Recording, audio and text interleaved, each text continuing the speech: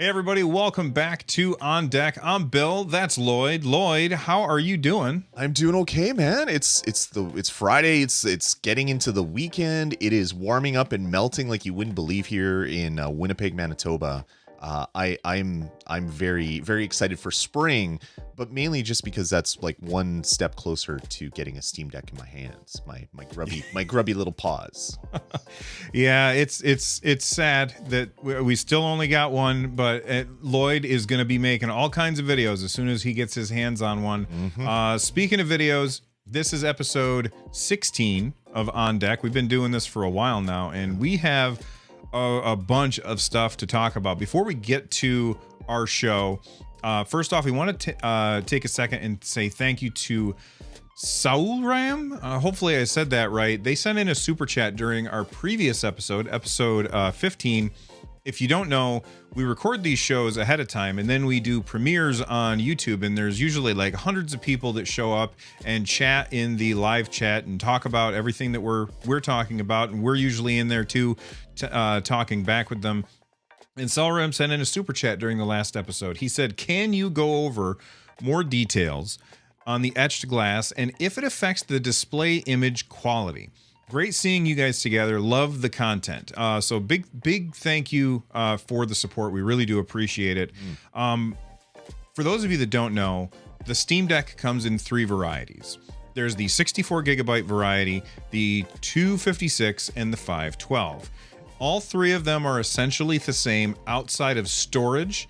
The 512 one, however, has etched glass, and I don't know if I talked about it on the last episode, but I'm going to turn on my Steam Deck. If you're listening to the show right now, then you're not going to be able to really understand this, but I'm going to just open up my Steam Deck and put it on here. Now, I have two very large lights pointing at me right now, and as I move this back and forth, you can see how well the etched glass gets rid of that anti-glare, because these lights are ridiculous.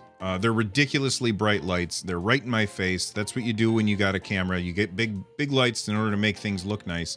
And the etched glass is really, like, you can, even with the direct reflection, you can still see what's going on underneath it. Now, right, obviously, this is not the kind of thing that you're going to do. Like, you're not going to play like this, but it shows how good the etched glass is. As far as how it affects the display image, I can't really talk about that because we don't have access to a Steam Deck that doesn't have the etched glass. So until one of us has two Steam Decks in our hands, one with etched glass and one without, there's no way for us to really answer that question. Sure. That being said, I assume there is some loss in visual quality to the how good the screen looks because of the etched glass, but I think I'd prefer to have the anti-glare. What do you think, Lloyd? I know that you haven't seen it in person, but like, how do you feel about etched versus non-etched? Yeah, etched is definitely something newer. Like, if you hold up your Steam Deck and you hold up like your phone beside it, like your phone is gonna blind me. The Steam Deck, you see, it has that nice little kind of halo, or the Switch with the screen off. That would be perfect. Or even with it on, like, you can see how bright that light is. And then if you hold the Steam Deck at the same angle, maybe, you can see how it's kind of it's not so bright and blinding. It's almost like it's more opaque, and the way that works is they're basically using lasers to draw etchings in the screen, but not in such a way that it is going to affect the picture. It affects it a little bit. Back like years ago, a lot of computer makers would sell a matte screen or a glossy screen. So you can get glossy where everything is like super bright, but if you had a lot of lights around, it was really hard on your eyes. And then they had a matte screen, which had an actual physical coating on it that did kind of what the etched glass does. Apple now is selling products with what they call nanotexture, which is super similar. It's same sort of technology, and it works really, really well. It prevents a lot of the glare without a huge drastic drop to the picture quality. So again, the Steam Deck might be a little bit different. I've seen Apple products with matte and not, and with nano texture and not side by side, and it is a pretty amazing difference between the two. Not having two Steam Decks, it's really hard to say, but since it's using the same technology, if you plan to play outside, or if you have like a house that is completely glass, like if you somehow I don't know, your house is live in that house from Ozark, or the Apple Store in New York by Central Park or whatever, where it's all just a glass cube. The etched glass, or the nano texture glass, is fantastic for that. But if you're going to be playing mostly like in bed or on couch, maybe it's not worth the extra money for you. But it's definitely thinking about. It's something worth thinking about, rather, because cutting down that glare is good, especially if you get headaches with glare like I do. This is the one that Valve sent me, so I didn't buy this one. The one that I ordered is the middle one that doesn't have the etched glass, and I got that middle one because I was a little non-committal when it came to this, so I went with the middle of the road. I wasn't sure what I wanted to do. Having the etched glass, I'm very happy with how it looks. Of course, I like the extra storage as well, but I'm very, very happy with how it looks. And while I'm sure that the other version will have a better looking screen, the idea that I don't have to worry nearly as much about glare is very, very compelling. And I'm happy about that.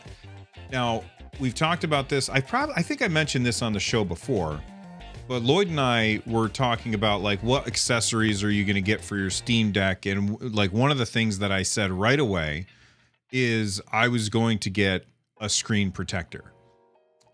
And now I'm not going to get a screen protector, because the screen protector would essentially kind of get rid of that etching. I mean, it wouldn't get rid of the etching, but it would make it useless, I guess. Yeah. And I would get all of those reflections again. And so I would have not only the reflections, but also the poorer screen. And so it would be essentially the worst of both worlds. So now I'm not going to do that. If I were going to get one, like if I get the middle of the one, like my son keeps asking me for that one.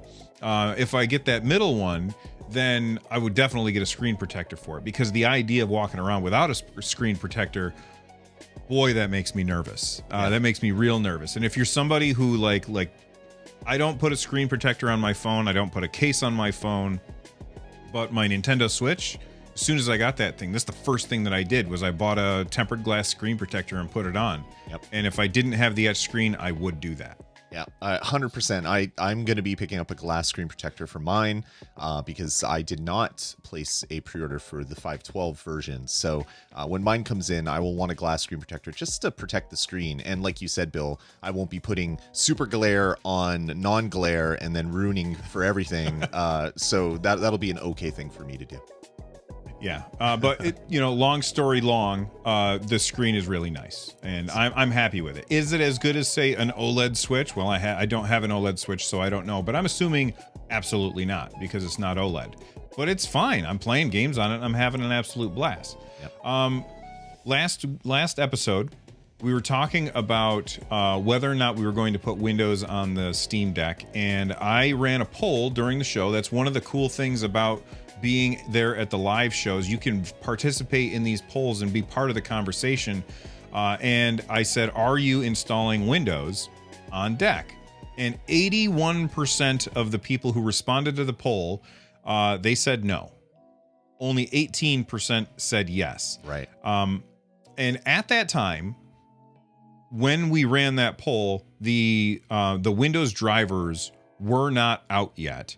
The Windows drivers are now out, and the Fox did a video where he's like, boy, they're not quite there. There's these problems and those problems. And Linus Tech Tips did a video where they were talking about the drivers just aren't there. There was huge, I can't believe we didn't add this into the show notes. I completely forgot about that. There's lots of people who are installing Windows, and they're finding that the games are running much better most of the time, right, on the SteamOS. And that's surprising to, I think, a lot of people, because they have to run, they're like they're Windows games, but they're running through the translation layer of Proton. Yeah. So Lloyd, do you want to explain to everybody why the games are actually running better on SteamOS than they are on Windows? Yeah, so SteamOS is a very cut down version of Linux. So it's not like it's not like your standard Windows box that has a million and one things loaded right after the kernel and sitting in memory and waiting for things. It's very, very cut down. And because they're using Proton, which is not an emulator, but we like to say, if you know what an emulator is, this is very similar. What it does is it takes one call for a DirectX thing, converts it over to a different call for Vulkan, and then it continues to run. And what they're seeing is Vulkan is so well tuned for SteamOS 3 that games are running better on the Linux OS than if you have a compatible version of Vulkan loaded on your PC at the same time. It is so I don't know, it's tuned for this device, so it's running really, really well, which is pretty fantastic. So you have the combination of Proton running these Windows executables, and then you have all the stuff in the background doing all that translation, and it shouldn't work as well as it does, but damn, does it ever work well. I've watched a lot of videos side by side of games running on Xbox and on PC and on the Steam Deck, and to me, it's super amazing how well these things are running on SteamOS 3. Yeah, SteamOS 3 is really impressive when it comes to just the performance. There's a lot. I mean, Windows is not designed for gaming. Right. Like gaming uses Windows a lot, but it's not designed for gaming. It's designed for a billion things. While SteamOS 3.0, sure, it has a desktop mode and you can browse the internet on it and watch a YouTube video on it. Right. But it's you can open up a spreadsheet if you want, but it's not designed for that. Yep. It's designed to play games. Like that's its main purpose. It's a bonus purpose on Windows that you can play games. And because Windows is so ubiquitous, most publishers and developers really want to target Windows because it gives them a wide net to be able to cast. Right. But because SteamOS 3.0 is so laser focused, it's designed with this hardware in mind.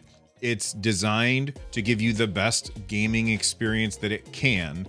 Those two things put together means that there's a lot of the extra bloat that gets out of the way. And I think that that's really good. Yep. And Valve seems really committed to making sure that performance on SteamOS is as good as they possibly can. Now, we've talked about this before, and I'm going to jump ahead in the show notes just a little bit, Lloyd. Mm-hmm. We talked about, like, the game that I've been playing the most is Elden Ring on Deck. My son just bought it on his PS5. Right before we started recording, he came in and he was like, I just found a cool samurai build. So we've been having an absolute blast playing Elden Ring. Not together, because I don't think that there's cross-play, and he's on PlayStation and I'm on Deck. But overall, we've been just having so much fun, like finding a cool thing and then telling the other person about it. Very much reminiscent of like the conversations that were happening around Breath of the Wild when that game was in its prime 5 years ago. And the like Valve, like, man, I kind of skipped the bad version of Elden Ring. Essentially, when it came to PC, everybody was saying how bad the PC version was of it. And then I saw that video of somebody with like a double-bladed lightsaber in Elden Ring, and I was like, okay, I got to try this game out. So I ended up installing it, but I had installed it after Valve had done this patching to make it run really, really well on the Steam Deck. And I watched this Digital Foundry video the other day where they compared how the most recent patched version of Elden Ring was running on PC to the original version on PC to the Steam Deck version which was patched by Valve. And I gotta say, it was night and day. Yeah. I'm going to try and remember to leave a link in the description down below so that you guys can watch that video, because it was a really interesting video that Digital Foundry did. And I'm not one of those guys that's like pixel peeping, how many frames per second am I getting out of this? I don't usually care about that. Right. But when you see how different it was, it's absolutely nuts. It's because, sorry, what's that? No, I said it definitely is. It's amazing how well it runs with the new version, the Proton updates that they did to make this game run better. Yeah, and so let's talk about those Proton updates. And I think I'm seeing, and I'll talk about this in a second, but I think I'm seeing a lot of them. So we've got this quote from Pierre Lugrafai. He works at Valve, working on the Steam Deck, and Digital Foundry reached out to him, and they were asking him about this. And here's what he had to say. On the Linux/Proton side, we have a pretty extensive shader pre-caching system with multiple levels of source level and binary cache representations pre-seeded and shared across users. On the Deck, we take this to the next level.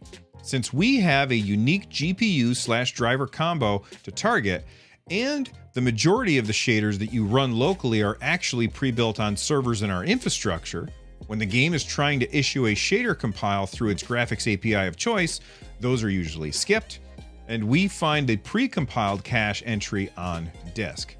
So essentially what he's saying is, we know this hardware. Our servers and everything have figured out the right shaders that you're going to need. This is the layman's version of this, by the way, because I am very much a layman when it comes to this stuff. And Lloyd will correct me if I get it wrong. But basically, the game's running. It decides I need a shader. It says, guess what? You already have one because we've figured out what you need because we have exact hardware specifications. Use that one instead of making a new one. The game then doesn't have to make a new one, which saves on cycles and makes the game run smoother. Am I getting that right, Lloyd? Kind of, but not exactly. So what shaders basically are is they're small little programs that run to do different things, to create smoke or do sparks or do different things. And what will happen is you'll start a modern video game on, say, PC or not really consoles so much, but mainly PCs, and they'll be hitching. So just for the first little bit, or when you get to a new area, there's like a little bit of hitching. And a lot of times what that is caused by is your game is actually compiling these shaders. They're saying, okay, I want to emit this flame. Okay, now I need to know what's running on this system. Okay, it has this GPU, it has this, it has that. Okay, I've made a shader that will run on that system. Okay. The bonus for Steam Deck rather, and what Valve is doing is they know your CPU, they know your GPU, they know your OS, so they're able to take that compiling, which isn't a lot, but if you're taking that compilation off of all these devices, like you're saving millions of megawatts across all these devices of not having to run this compile thing, and instead it just downloads the pre-compiled version that the game would already be doing. So what the game says is, okay, I need the shader, I need fire emitter 1, it goes to compile it, and then what Proton is doing, or what the OS is doing, the Linux thing is saying, okay, yup, it's compiled, but really it's just loading it right off of disk to save on that compilation that happens at runtime.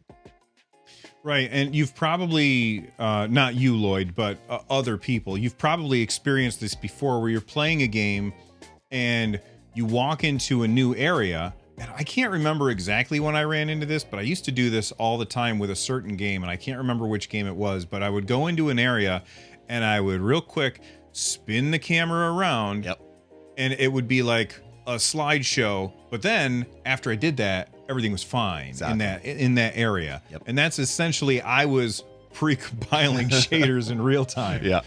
Yeah, you were just in time compiling all the shaders, but forcing that just in time so it's not popping up when you go to a new area. So yeah, so that is a really great thing that they're doing on the Steam Deck side.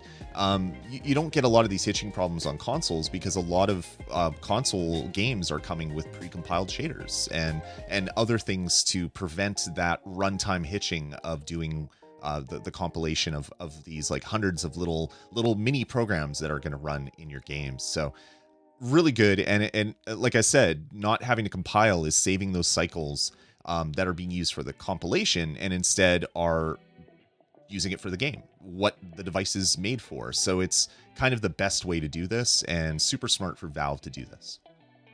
Right. And so after I watched that Digital Foundry video that had that quote from Pierre-Luc Griffay, I happened to be using my Steam Deck and I turned it on and it was like, hey, this game is patching. And I was like, oh, okay, well, I wonder what other downloads, because it's like every time I turn this thing on, it starts downloading something. And I think that the big reason for that I don't notice when it happens on my PC is because my PC is always connected to the internet and just doing that stuff in the background all of the time.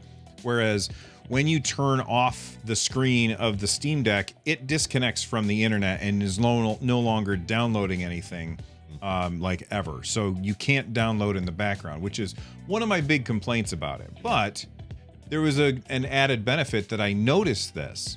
It started downloading and I was like, what other downloads do I have?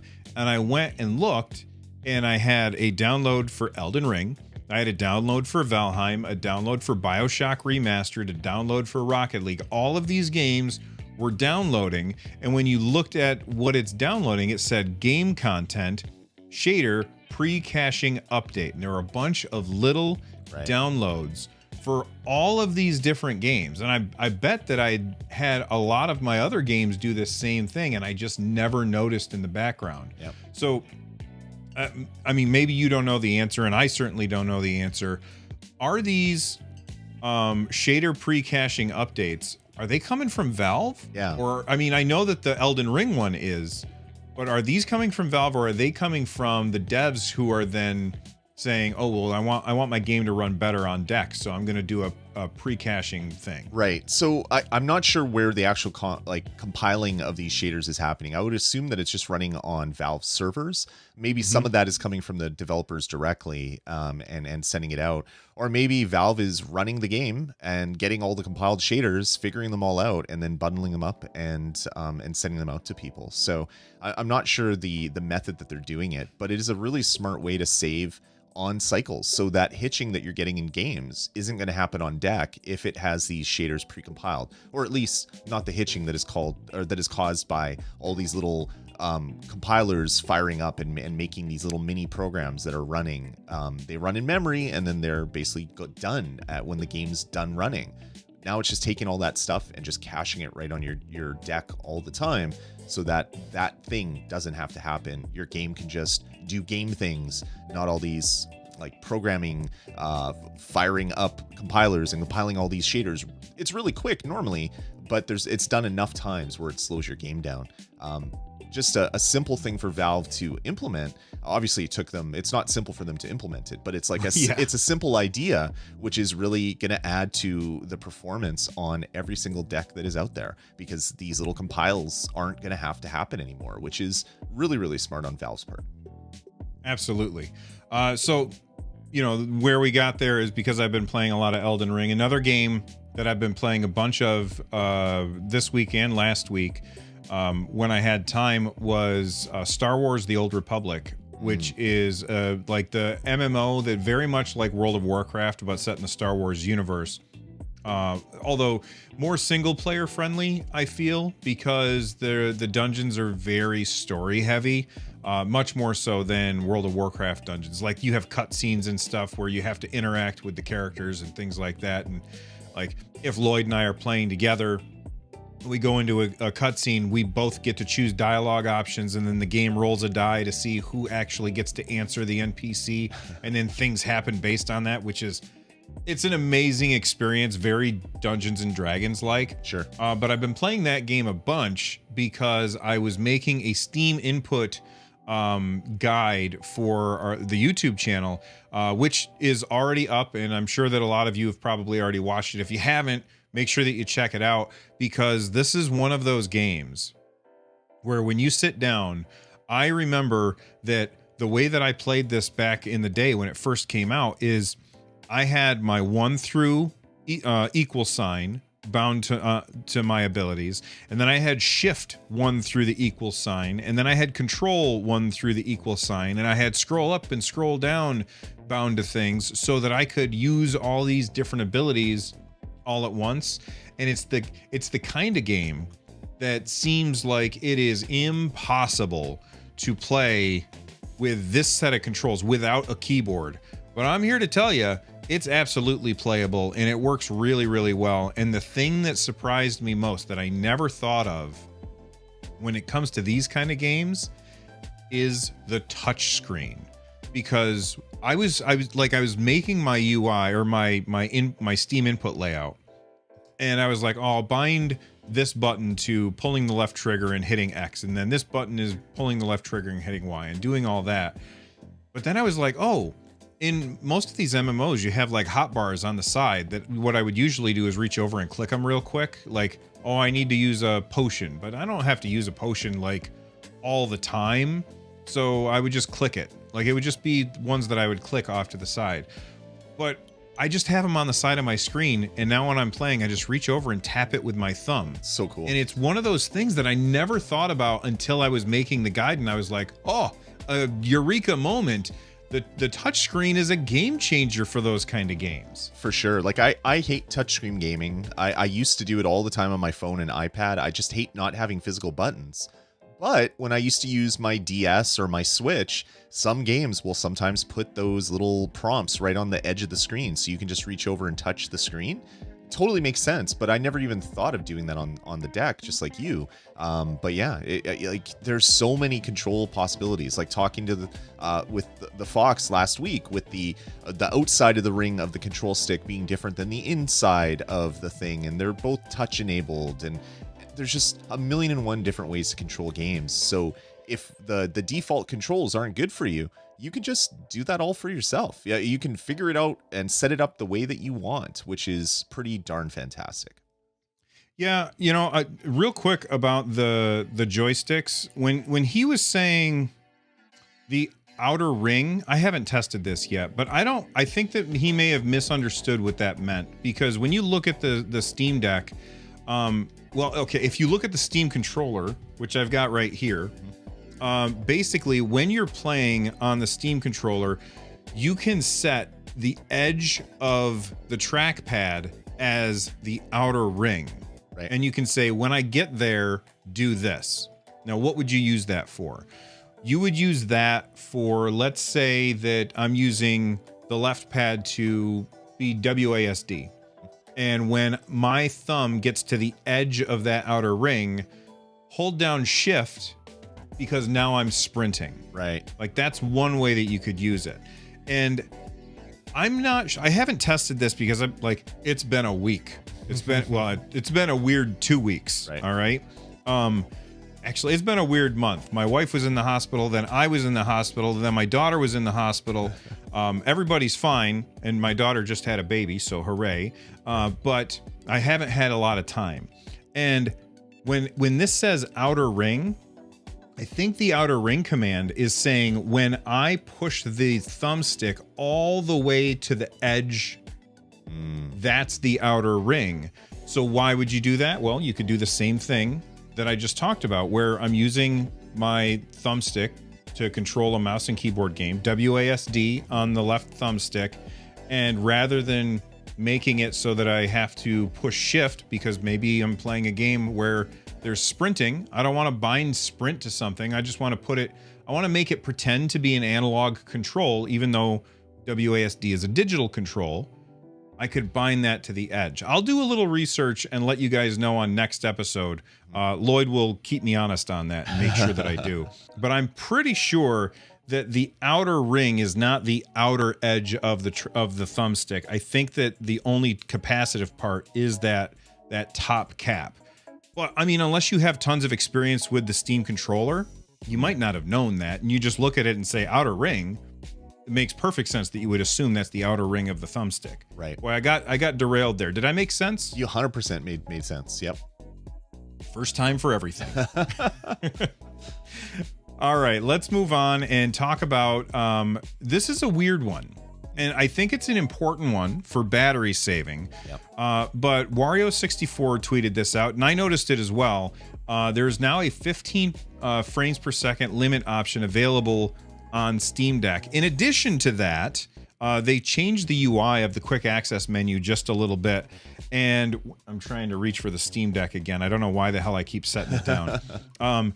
When you hit that quick access menu button, it brings up all the stuff that you can do on the side. So in addition to this 15 frames per second limiter, they added a new performance overlay level. If you don't know what that is, basically that's the thing. I'm going to bring it up on screen for the people who are listening. I apologize, and my autofocus is not going to cooperate right now because I've got it set to manual focus. So you can see all this stuff on the left side of my screen. If you watched any videos about the Steam Deck and like benchmarks and stuff, I guarantee that you've seen this menu on the side.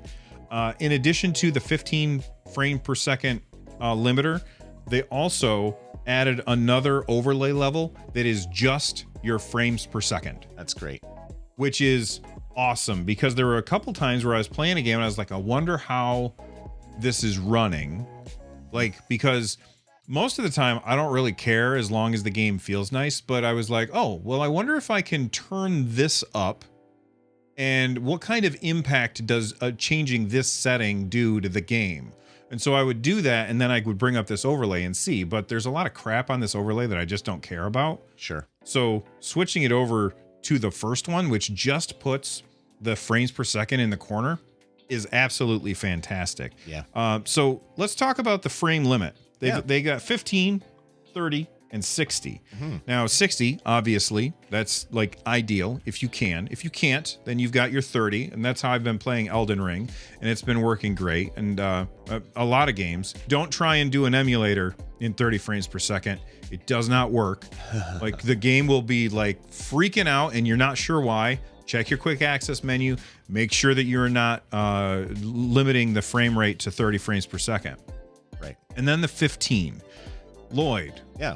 Why do you think they put in the 15 frames per second limit option? I think for a couple of reasons.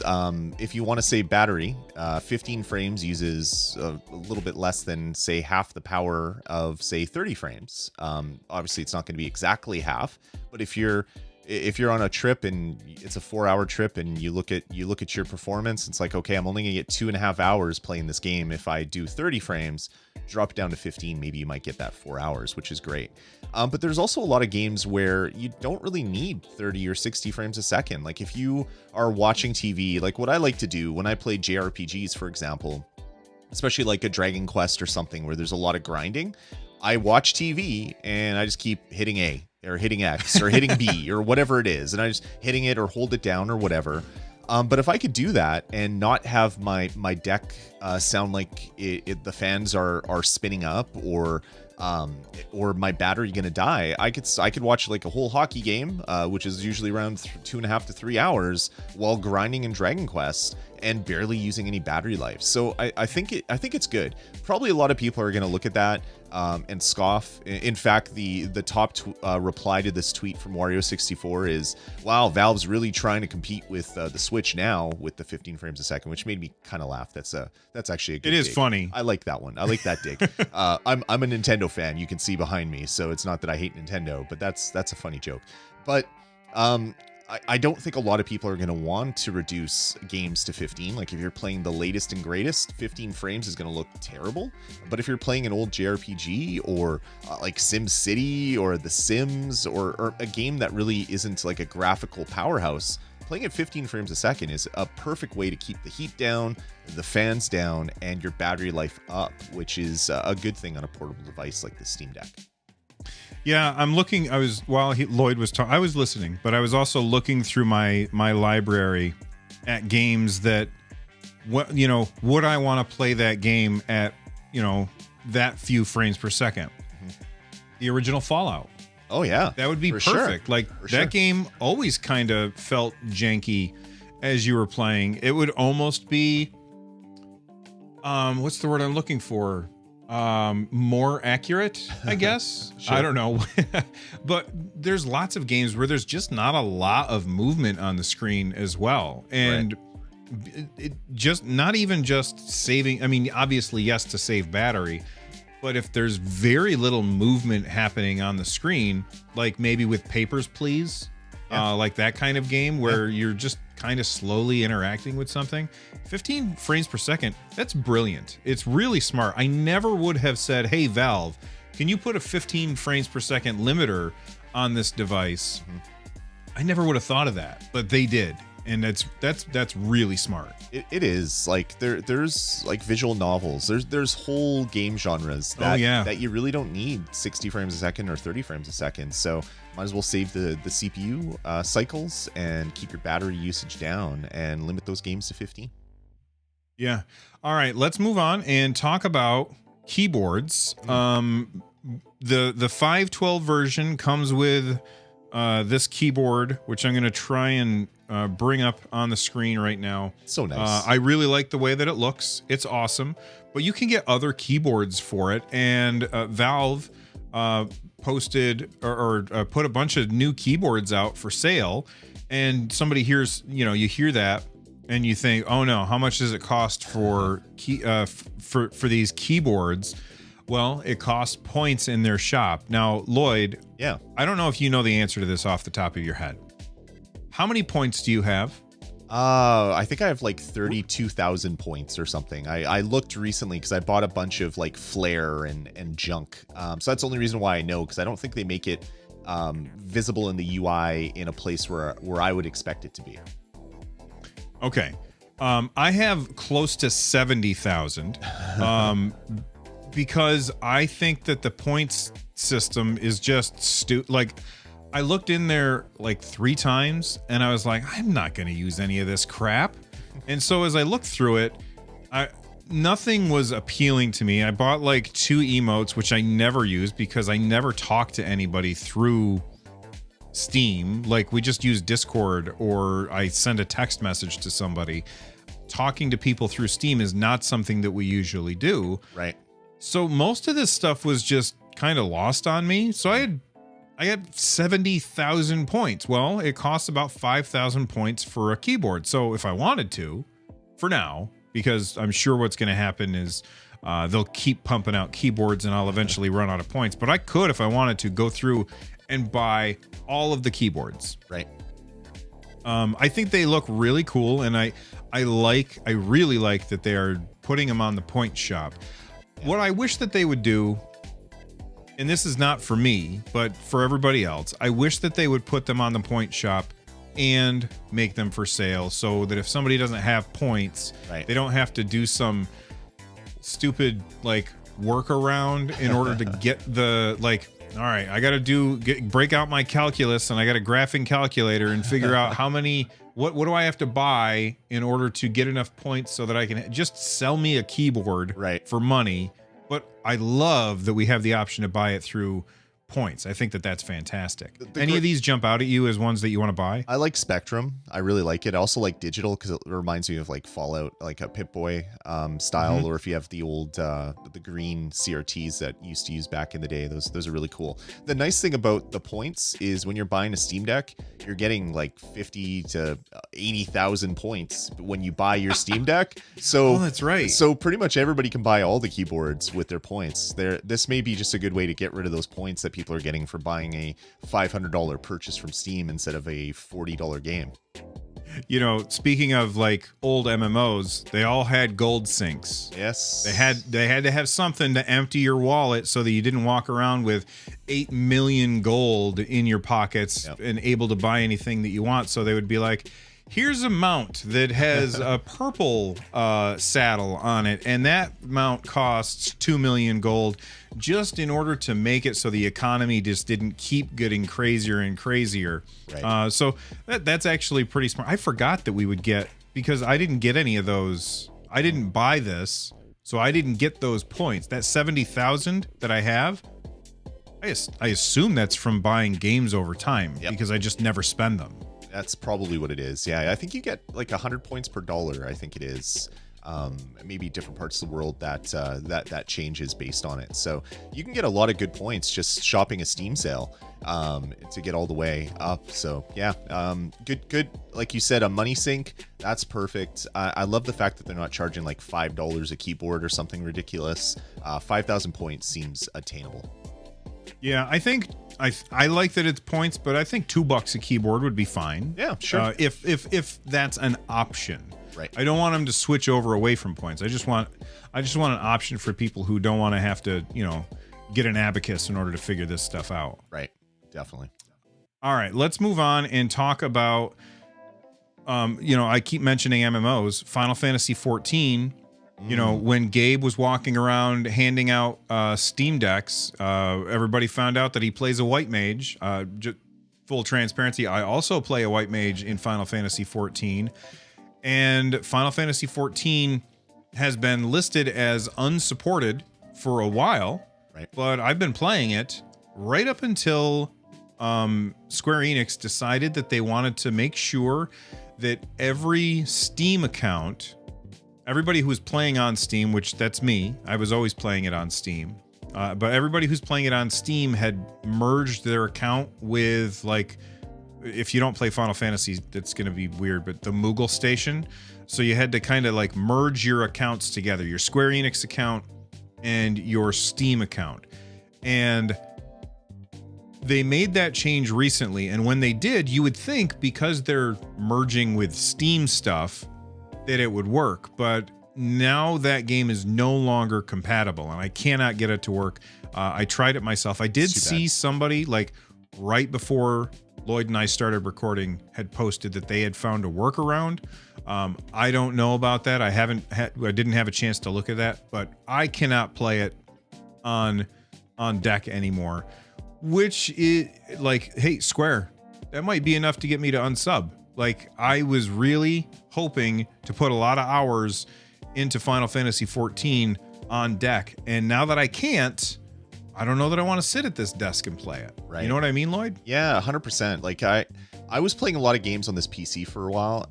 I've found that playing in my computer area is so uncomfortable. So I have no plans to play PC games anymore in this room. As soon as I get my Steam Deck, I can totally understand why you wouldn't want to go back to playing on PC for Final Fantasy 14. Hopefully they can get this workaround or a more permanent workaround, so it isn't a workaround, released soon, because I know a lot of people play the game. From what I understand, Bill, it's a pretty popular MMO, so maybe there's a lot of people that might be disappointed if it's no longer working on the Steam Deck. Yeah, and somebody might be wondering why is there an issue with it? I guess it has something to do with they replaced the old launcher with a new launcher, and the new launcher is incompatible. Square, stop using launchers. Like, I can't stand launchers, and I know that they're like a mainstay of MMO, but of MMOs, but I cannot stand launchers. Just when I start your game, just start the game. Don't do that extra layer of ridiculousness. And Square loves their launchers. Right. You even playing like Final Fantasy IX on PC, it will open up a launcher where you can adjust your like resolution and stuff. You can't do it in game for some reason. So like you have to do all the adjustments through the launcher, then close the launcher and restart the game. Right. Very irritating. Not the right way to do it. Just make a commitment, Square. Get rid of launchers. Mm-hmm. All right, let's talk about, speaking of launchers, this is not really speaking of launchers. It's just tangentially related to launchers, and that's Epic. At G-Matrix Dev, who it looks like they're a secondary account for G-Matrix Games. They make stuff. They were looking at the commits. If you don't know what a commit is, if you're not a programmer, basically what programmers do is they write a bunch of code and then they say commit this to whatever their like server structure is. Again, layman stuff. Yeah, storage. What's that? A storage repo usually is what you would call it, or a code repo. Right. So you commit that, so then other people who are working with you on that code can say, oh, okay, well, I can pull that and it has the latest stuff. Or it looks like Lloyd has done these 2 changes yet, but he hasn't committed them. And so when I pull, I'm going to not get those commits. Like, it allows multiple people to work on the same project. There's more to it than that, but layman's terms. Sure. Garrett said, in a recent commit, Epic has added official Steam Deck and SteamOS support into the Win64 platform for Unreal Engine 5. So not really related to the launcher. A lot of people were seeing this, that they only saw Epic and they thought, oh, this is about getting Epic Game Store stuff on SteamOS. That's not what this is about. This is about Unreal Engine 5, which is made by Epic Games. What are your thoughts on this, Lloyd? Yeah, it's pretty cool to see. There's not much to it right now. Garrett G Matrix Dev says this is for using the game launcher for development when you're using a dev kit style build. So it's not like you build a game and you hit a button and all of a sudden it made a Steam Deck optimized version. Mm-hmm. But it's a step in the right direction. Like when Stadia was new, it took a long time for that to be added to like Unreal or Unity. And when that happened, a lot more developers were able to then just easily take their code and work on it on those platforms. So it'll be similar for Steam Deck. Hopefully what this allows developers to do in the future is to access some of the controls a little bit better. So to be able to read what people are doing from the various touch to touch screen and that without using Steam input. Maybe the developer doesn't like using Steam input for whatever reason. Maybe build some of that stuff into it. Specific builds for the screen size and things like that. It's probably just going to make it easier for developers to have a I don't want to say template because that's not the word I'm looking for, but my brain is fried today after a long day at work. So it's just going to allow them to hopefully code better for that device, sense that device while they're using Unreal Engine. So right now it's not doing anything. Hopefully in the future that will be a thing. Yeah, no matter what, it's always a step in the right direction to get the people who are making these engines to support the platforms that new platforms. That's always a step in the right direction, and I like that. Yep. All right, let's move on and talk about Xbox Cloud Gaming. For this, I will say that I have not tested this. Lloyd and I were writing show notes for the show, and this came up, and so I have not had a chance to mess around with this. Mm-hmm. But Catherine Gluckstein, I don't know how it's pronounced, who is the head of product and strategy for Xbox Cloud, she tweeted this out. She said, "We worked closely with our friends at Valve to support xCloud, Xbox Game Pass, through Microsoft Edge for the Steam Deck." And then they linked to a Reddit thread on the Microsoft Edge subreddit. This is an official post from Microsoft, which is really important for me to say, because there is command line stuff that you have to do to get this to work. And if this was not from Microsoft, I absolutely would not run command line stuff unless you know what you're doing. Right. Because you could seriously screw some stuff up in Linux command line if like somebody just tells you to type in a thing and you just copy paste it in, you could screw something up. Yeah. So Lloyd, talk about this real quick. Yeah, so what they're doing here is they're using Flatpak, so you can just go into your Steam desktop mode, and you can run a command to actually grab that application bundle from wherever it is and install it that way. So pretty cool for them to do that. A follow-up tweet from Pierre-Luc Griffai also said, "Big thanks to the Google Chrome team for working with us on fixing controller input as part of this. The change is now in Chrome beta as well and continue to make its way into stable release." So we have a way to install Microsoft Edge and play Xbox Game Pass through Microsoft Edge. And also the Chrome beta is getting closer to release, which will make probably Xbox Game Pass through the cloud streaming, Stadia, and GeForce Now completely playable through browser on the Steam Deck, which is amazing. It's good to see all these companies come together, put their heads together, and get some working solutions instead of just saying, "Nope, we're not supporting your product. If you want to play this game, buy an Xbox or buy a whatever." It's really nice to see, and it continues. Like we've talked about this so many times, Bill, that Valve is developing this device differently. They're being collaborative. They're giving back to the open source community. They want to be as open as possible. And now they're working with every other company, it seems like, to get their stuff working on the device. Just amazing to see, because I'm used to talking about the games industry, and it's very much walled islands. They can't even see their neighbors because the walls are so high. This is definitely not happening for Steam Deck. Yeah, and once I've said, I don't know if I've said it on this show before. I might have said it on StadiaCast, or not StadiaCast, but I think I don't know when I've said it, but I've definitely said it to Lloyd before. Right. That I think that the Venn diagram of people who are interested in the Steam Deck and people who are interested in, say, GeForce Now, that Venn diagram has a lot of overlap, I think. And maybe that's not you. Maybe you're on one side of that or the other, and that's totally fine.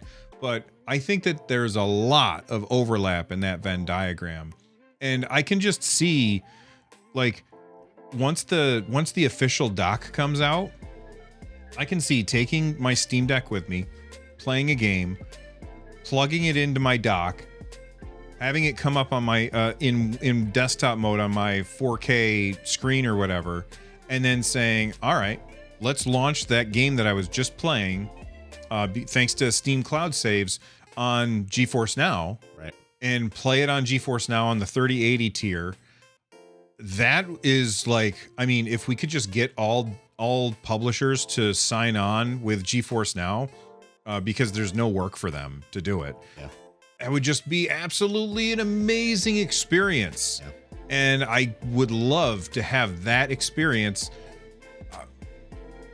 That's not going to happen until that Chrome stuff comes all the way through. Yeah. And I think that it would just be really fantastic. So fantastic. Like Pierre-Loup said that 3 hours ago when I read his reply, which is, I mean, that's not too long ago. Wait, this is that the same Valve person? Yeah, it must be. He's not verified. So is it Plagman? Yeah. So I thought he was verified before. I thought he was verified before, and this was just a fake account, but it doesn't appear to be. This Plagueman 2 is what it says, so maybe not. Anyway, yeah, I think that's him. Either way, it doesn't really matter. The fact that they're talking that it's moving its way up to stable soon, it's continuing to make its way to stable, means that in the future we'll be able to do, how long can you play Stadia on your full charge Steam Deck, right? How long can you play GeForce Now? Like, if you can get 2 hours while playing the latest Far Cry game on your Steam Deck, or you could get 6 hours by streaming it to your Steam Deck, I'd rather play that way because I have decent Wi-Fi in my house. Obviously, everyone's mileage may differ and this might not work for you.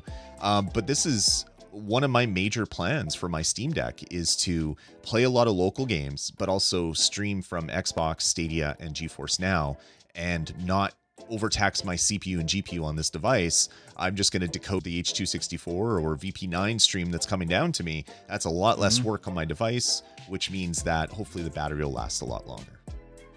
Yeah, I've heard a lot of people complain about the battery.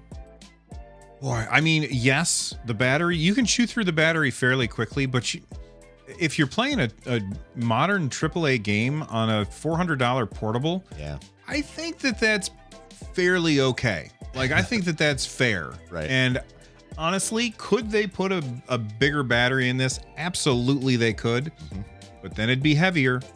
Yeah. And I don't want it to be any heavier. This thing feels really good. Making it heavier, I think, would have been a mistake. And you could always just bring a battery backup with you. Not a battery backup, a battery. What am I thinking of? What's it called? Charger? Charger. A battery. You could bring a battery charger with you and plug it in. Honestly, when I play the games, I tend not to play them for more than an hour at a time anyway, because I'm an old man. I'm a grandpa. I got things to do. Yeah, exactly. Yeah, no, I fully agree with you. And I think the battery that they stuck in there, well, I'd love it to be bigger. They've optimized space, weight, and battery life. I think they did a pretty decent job. Absolutely. All right. Let's talk about this Humble Bundle, which Lloyd told me about when we were prepping show notes. He said, "Hey, did you see that Humble Bundle?" And I said, "No," and I'm going to be buying it later on today. Right. This is called the Stand With You. Well, if you don't know what Humble Bundle is, They are essentially a website that sells Steam keys for ridiculously low prices in these big bundles, and they send most of the money to charity, which is amazing. I bought a lot of Humble Bundles, which is probably where I got most of my 70,000 Steam points from. And I'm about to buy this one too. This one's already raised $2 million for charity. There was another bundle that was on. Do you remember what? Yeah, it's Itch.io. No, Itch.io. Thank you. Yeah. Now those weren't Steam keys, and so I was like, I don't know if I'm. That one had more games in it. Yeah, I think it was like 1,000 games in it. But those were not Steam keys, and I know that there's like it's DRM free or whatever. But I didn't want to have yet another avenue. I just like to buy my games through Steam. It's always been the way that I've done it on PC. So this one was absolutely interesting to me. It's got 123 games in it. It's $40. We're obviously not going to list through all of the games, but let's just talk about a few of the games that stand out to us. For me, I'm going to say the first one, Satisfactory. Yeah. I've never played it. I've seen people playing it many times. It looks incredibly fun. This is definitely a game that I'm interested in. Have you played Satisfactory? No, my son used to watch a YouTuber that made all these crazy contraptions in Satisfactory. So I've watched a lot of people play it. I've never played it myself. It was always a game that I was going to pick up down the road on Steam.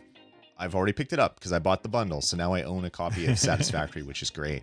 But yeah, it's got like just a bunch of amazing games in it. The Spyro Reignited trilogy. So for people that don't like shooty bang bang games, but they like kind of the old school platformers, great 3-game set that is in here. Sunset Overdrive, Fable Anniversary, which is a Microsoft title, which is weird to see in this bundle, but it's great. Metro Exodus, like I was going to say a million games, but obviously that is not true. There's 100 and some odd games, over 120. But I guess the game that I'm most excited about checking out is Kerbal Space Program, because that's another game that my son plays just all the time. He posts on the Reddit. He makes crazy contraptions and missiles and rockets and planes and you name it. I've never played it, but I've always wanted to. Well, now I own it on Steam, so I'm definitely going to be checking that one out on my Steam Deck if it will run.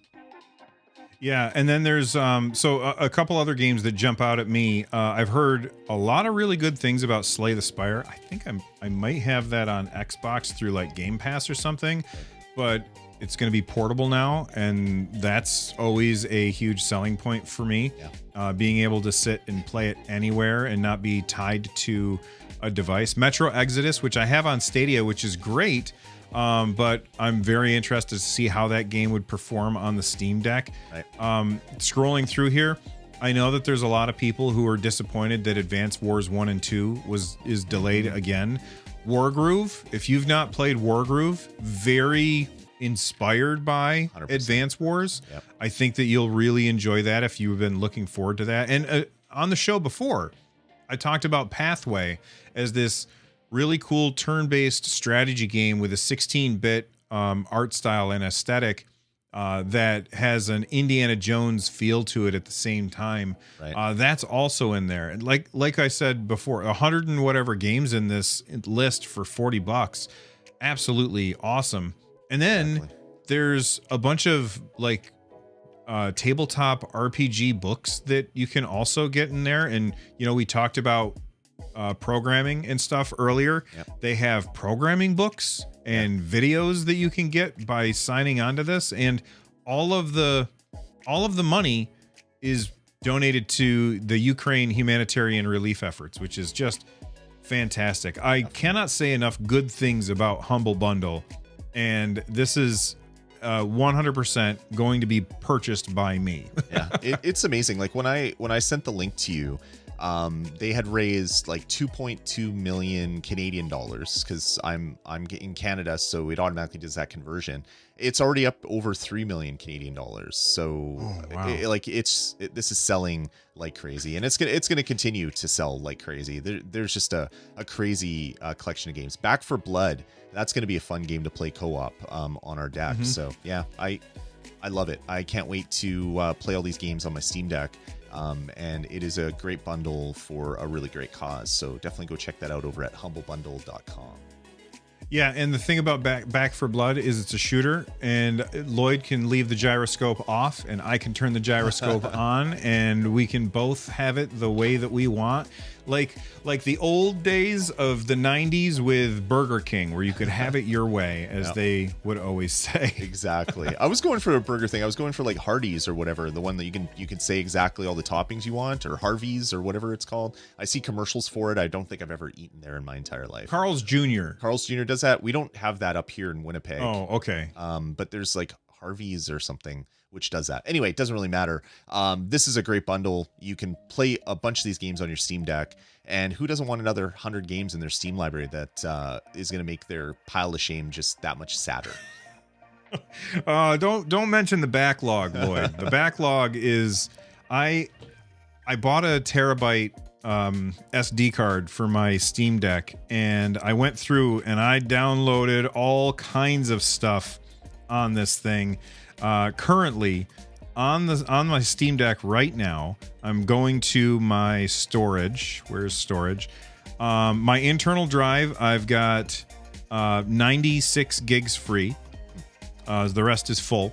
And then my micro SD card, I've got 682 gigabytes free. Okay. And I have 37 games on this thing, and I'm talking games like Elden Ring, Monster Hunter Rise, The Witcher 3, Skyrim, so little indies. Final Fantasy 14, like giant games are on this thing. And I can take them with me and never play them wherever I want. Yeah, exactly. I was going to say, you have a nice collection of small little indies. I can't believe they're taking up that much space with like your Skyrim and Elden Ring and all that. Yeah, it's crazy. This is a great bundle. Definitely go check it out. Yeah. All right. Let's move on to let's wrap up the show with what's on deck. We always like to talk about the games that are tweeting out that they're working on deck, and we've got this one from The Ascent. The Ascent, you played The Ascent, right, Lloyd? Yeah, the first and second map, I think, is all I went through, like, or first and second level. I didn't get too far in it. It was one that I wanted to play multiplayer, and it just never happened with my friend group. They didn't want to play this game for whatever reason. They jumped into other stuff. So I will play this on my deck, I'm sure, because I still want to play through this game. Yeah, if you don't know what it is, it's kind of a looter shooter. But it's from the top-down version, and there's a cover system, which is really cool. I struggle. It plays like a twin-stick shooter, yep. But it has that cover system. So like you can go into cover and then shoot over the cover, like in Gears of War. Like Gears of War. I struggle with this game. I think it's really good. I like it a lot. My brain has trouble dealing with the cover when I am looking at things from above.